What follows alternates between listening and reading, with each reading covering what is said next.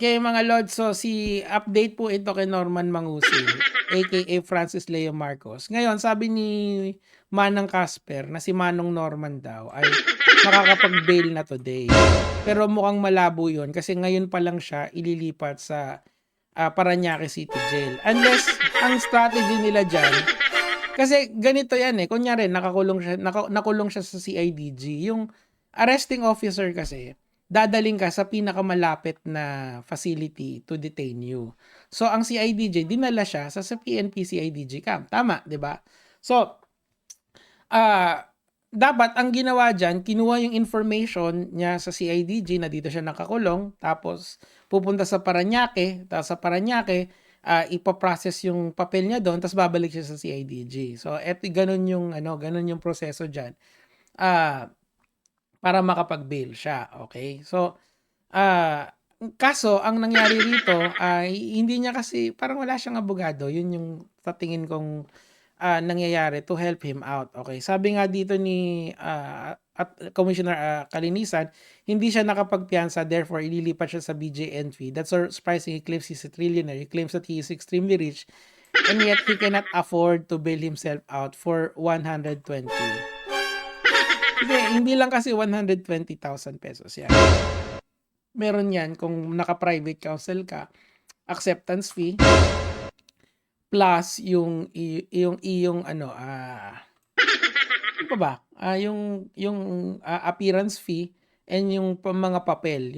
Usually kasi may bayad yung per page sa mga motions na yun na ifa-file nyo sa court and dito sa mga ganito. Explain ko lahat sa inyo para alam nyo yung proseso na hindi ito biruan. Etong pagkakaso, hindi ka nagkakaso kasi kaya mong magkaso. Nagkakaso ka for the sake of accountability. Ang sinasabi ko lang, wag natin paglaruan yung batas. Alam niyo yung sinasabi nila na just because you can doesn't mean you should. So, kailangan maganda yung grounds mo pag nagkaso ka. At saka alam mo din yung consequence na sa mga kasuhan na ganyan, na sila din kung ano yung rights mo, rights din ng kabilang parlor yun, di ba? Ganun talaga. So siya, ewan ko kung anong ginagawa niya kasi dito sa live stream niya, pakinggan natin. Nakikita mo yung mga bata ako naka-stay? Ano ba yung life of luxury? Ang inis, nakikita mo ba yung buhay ko? Nakikita mo ba yung life of luxury? Nakikita mo yung mga bata ako naka-stay?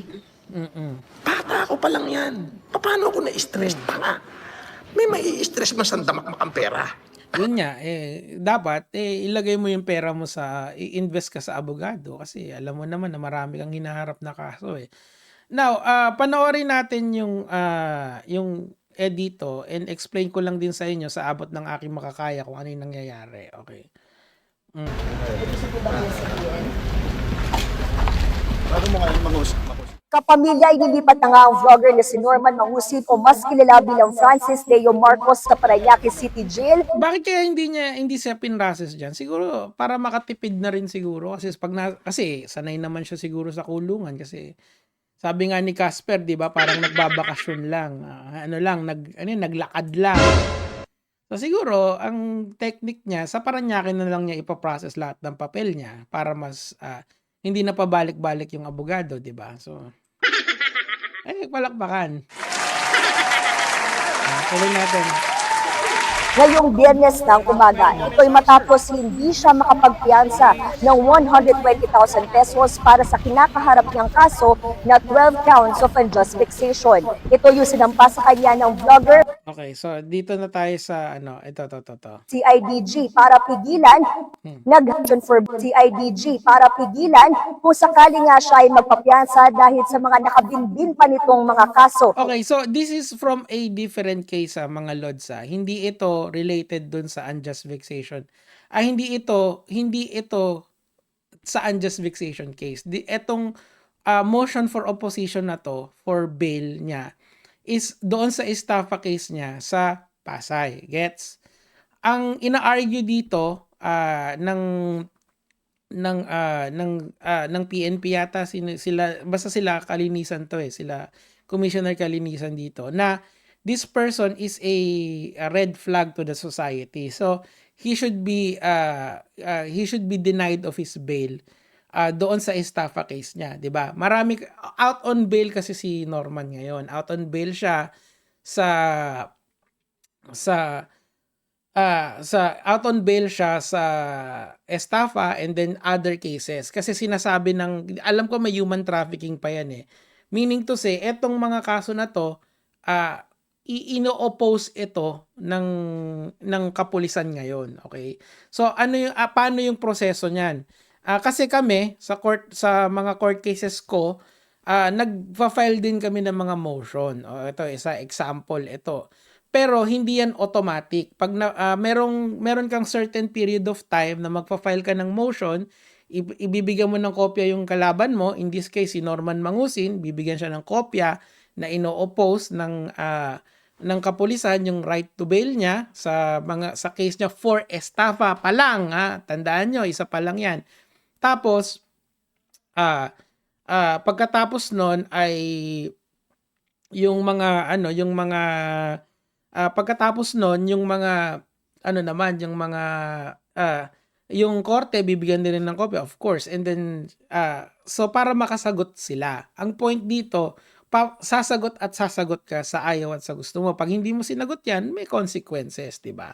Kunyari, nag-motion yung abogado na ganito, yung kabilang panig, yung abogado mo dapat sasagot dyan.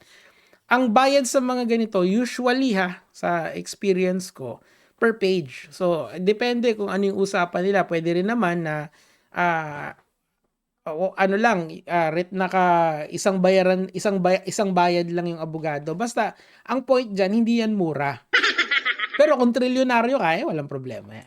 Chicken feed, di ba? Nako. Sa Pasay RTC, partikular na ang kasong estafa. So, yung unjust vexation, naka-file yon sa Parañaque. Yung estafa, naka-file yon sa Pasay. Magkaibang kaso yon. Ang ina-argue dito ng mga petitioners ng motion na to, which is yung kapulisan, na Norman Mangusin should be denied of bail because of this. Ito, basahin nyo na lang yan. Kasi nga, dapat pag out on bail ka, maging exemplary example ka dapat ng lipunan, or dapat hindi ka matilok, 'di ba, or makulit. Kasi pag makulit ka, baka yun nga, i-deny ng korte yung bail mo. Kasi nga, bail is a matter of right, pero the court has the decision to deny it kung nakita nila na, well, ang intindi ko diyan, dapat malakas yung yung tawag mo rito, yung case against sa'yo. Now, sa unjust vexation, pwede rin bang mag-motion yung mga kalaban niya dyan? Of course. Kasi nga, pwedeng i-oppose yung bail niyan. Di ba? Pwede yun. Kasi, ganun talaga siya eh. Natanggap ng pulisya kahapon ng commitment order mula sa Parañaque RTC. Okay na yan. Na-explain na natin yan. Dito naman tayo kay Sir Chief. Okay, kay Colonel.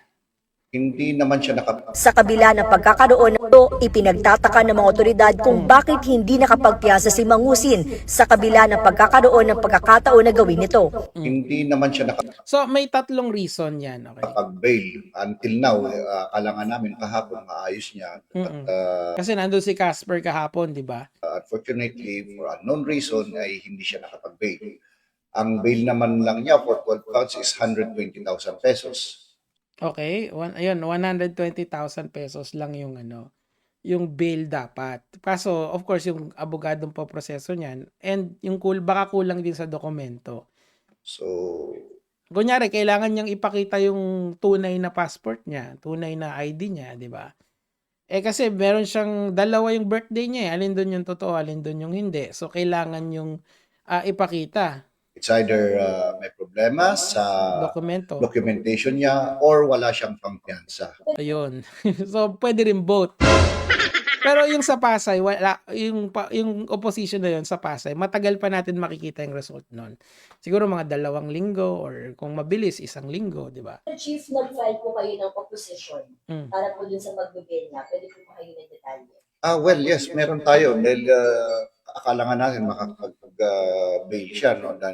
Yung opposition natin kasi marami pang nakapending na kaso. Oo, so hindi yun dito para sa unjust vexation, para to dun sa iba. Pero ginagamit nilang leverage or argument itong unjust vexation case sa kanya to oppose the bail sa lahat ng kasong nakabinbin sa kanya. So, kunyari, 10 yung nakabinbin sa kanya, edi sasagot siya dun sa 10 kung bakit hindi dapat i-deny yung right niya to bail, di ba? Ang hirap niyan, tol, kasi pwede naman kasing i-criticize ang gobyerno natin. Pwede naman, kasi do it properly, do it justifiably, do it respectfully. Pwede naman yon. Pwede mo namang sabihin na hindi ka satisfied sa gobyerno ni Marcos, yung totoong Marcos, and that's it. Di ba pwede naman yon. Pwedeng sabihin mo na hindi mo gusto yung mga nangyayari. Kami kahapon, di ba, nag-debate pa kami about doon sa kung overkill ba yung ginawa ng presko ng mga pulis. Pwede naman, di ba? Hindi naman kami lumabag sa batas doon. Ginamit namin yung freedom of expression namin. Yung kalaban ko noon, ina-argue niya na dapat all the time, professional ang mga pulis. Ganun. Ako, I argued back. So, pwede, di ba? Pero para i-threaten mo, nababatukan mo, sisipain mo, iba na yon. Hindi na tama yon. Merong freedom of speech and expression dito sa Pilipinas, pero hindi ibig sabihin nun, lahat ng kind of speech is protected. Merong hindi. Merong nakaka-offend na speech, and meron din speech na nag-i-incite ng ganitong klaseng reaction sa ating gobyerno. Tuloy natin. Niya.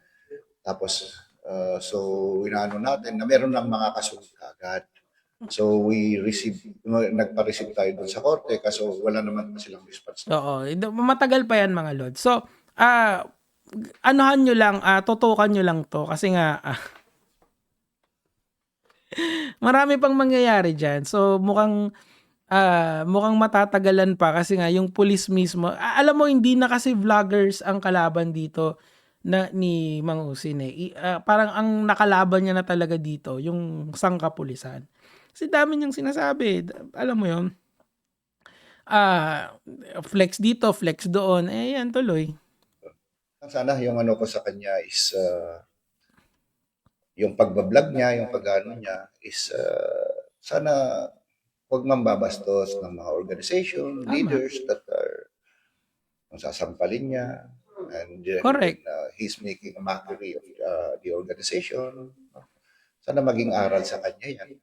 Kasi Kaya nga, hindi na natuto So, ganun lang. Kung ako sa inyo, isipin nyo na itong mga bagay na to, hindi ito biruan. Diba?